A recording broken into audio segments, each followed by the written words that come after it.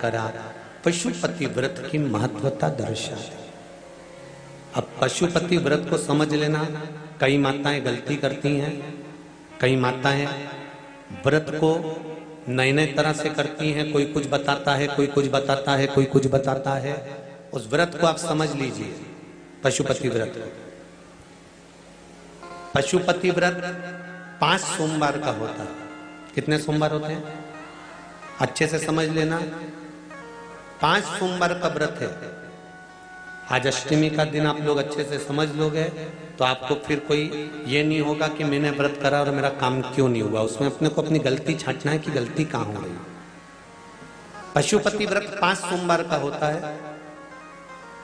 बीच में किसी सोमवार पर यदि एकादशी पड़ जाए या कोई तीज पड़ गई या कोई त्योहार पड़ गया, कोई नवरात्रि का व्रत कर रहे हो या कोई त्योहार का व्रत कर रहे हो या कोई तिथि का व्रत कर रहे हो और उस दिन सोमवार पड़ गया, अब आपने विचार करा कि मेरा पशुपति का भी व्रत है और साथ में तीज का भी व्रत है, तो कौन सा व्रत करूं मैं? तो उस समय पर आपको पशुपति व्रत छोड़ देना चाहिए। फिर आप तीज का व्रत कर लो, या चतुर्थी का करती हो तो चतुर्थी का करो, छठ का करती हो तो छठ का करो, नवरात्रि के व्रत करती हो तो नवरात्रि के करो। 5 व्रत पशुपति होते हैं। व्रत करने के लिए जब आप निश्चित करें कि मुझे इस सोमवार से पशुपतिनाथ के व्रत करना है, जीजियों भाइयों ध्यान रखना, उस दिन सुबह स्नान करने के बाद में बड़े प्रेम से पूजन की थाली लगा लो।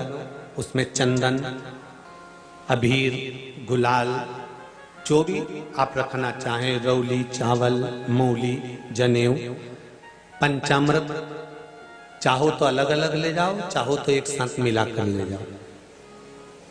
भगवान शंकर की पूजन करो सुबह के समय पर और शिव जी का पूजन कर कर, आराधना कर कर भगवान शंकर से प्रार्थना करो, हे शिव जी, हे ओगड़दानी, हे त्रिकालदर्शी, हे कैलाशी, अविनाशी, आज से मैंने पशुपति व्रत प्रारंभ करे। बाबा मेरा ये व्रत इस कार्य के लिए मैं कर रही हूं, आप स्वीकार करना। बाबा को निवेदन करना। पूजन का सामान थाली में उतना लेकर जाना कि सुबह भी काम आ जाए और शाम को भी काम आ जाए। अलग से पूजन का साहित्य में शाम को अलग से नहीं रखना है।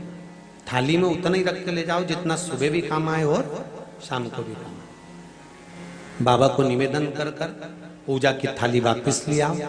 शाम के समय पर घर में मीठा बनाओ, 6 दिए रखो थाली के अंदर घी के, और दिए रखकर मीठा ले जाकर मंदिर में पूजन करो।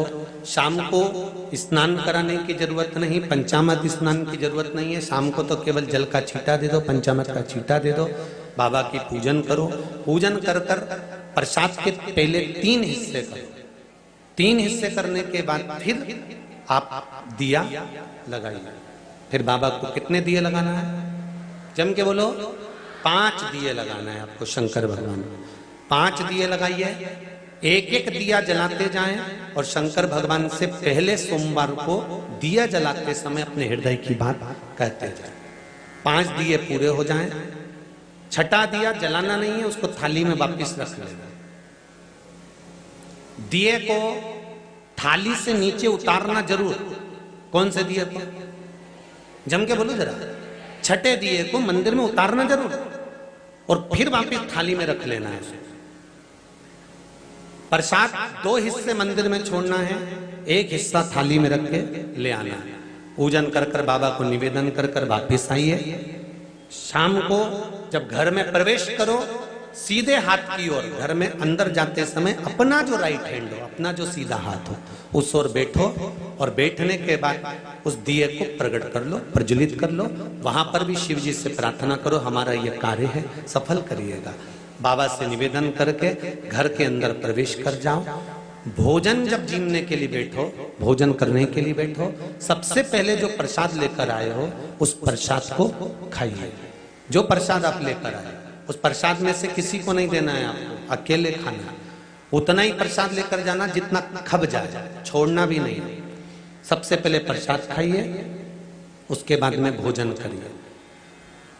इस व्रत में सुबह आप फलहार कर सकते हो, शाम को भोजन कर सकते हो। भोजन में ये जरूरी नहीं है कि मीठा ही खाना है, नमकीन भोजन भी कर सकते हो। बस मीठा कब खाना है, जब प्रसाद का एक हिस्सा लेकर आओ तो वो एक हिस्सा आप खाओ।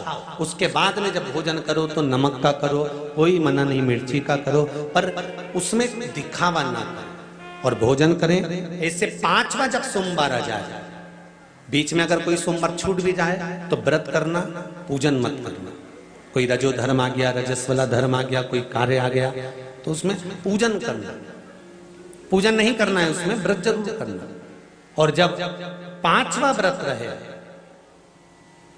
और 5वां व्रत जब रहे तो उस 5वें व्रत में जब सुबह पूजन करिए और शाम को पूजन करो तो शाम को भगवान पर 108 या तो चावल के दाने, मूंग के दाने या बेलपत्र या फूल की पत्ती, जो भी 108 चढ़ा सकते हो भगवान को चढ़ाकर एक श्रीफल 11 रुपए उस पे रखकर शिव जी से निवेदन कर कर घर पर आ जाइए, दिया लगाइए और बाबा से निवेदन कर कर प्रसाद पाइए। अगर नियम से कर लिया तो मेरा विश्वास कहता है 5 सोमवार के अंदर ही आपका काम हो जाएगा, 5वें तक पहुंचोगे।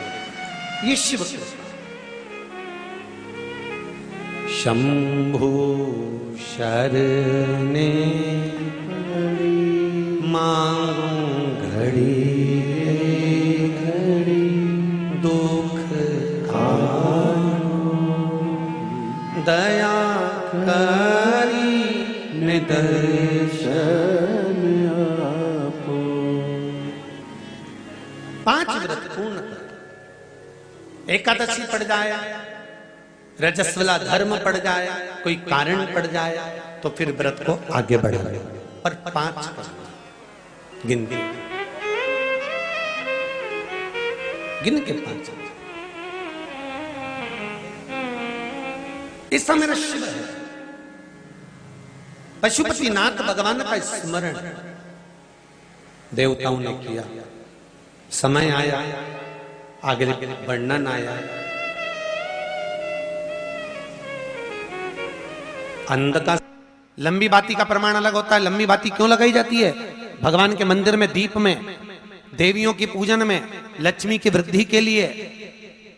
कौन से देवता के यहाँ लंबी बत्ती लगती है और कौन से देवता के यहाँ गोल बत्ती लगती है, उसका भी प्रमाण बनना।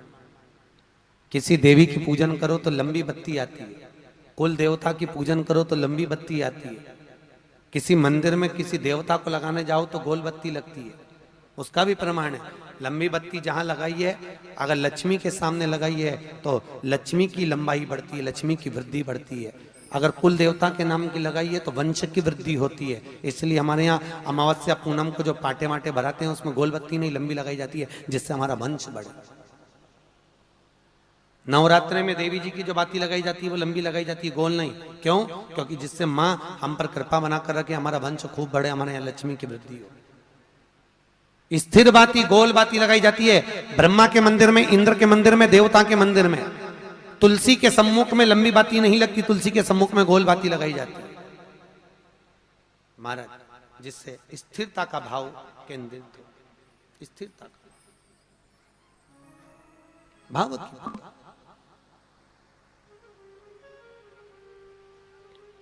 पीपल के वृक्ष के नीचे कभी लंबी बाती नहीं लगती, बड़ के पेड़ के नीचे कभी लंबी बाती नहीं लगती, आंवले के पेड़ के नीचे कभी गोल बाती नहीं लगती। आंवले के वृक्ष के नीचे लंबी बाती लगना चाहिए। धन की वृद्धि, सुख समृद्धि। तुलसी के पौधे के नीचे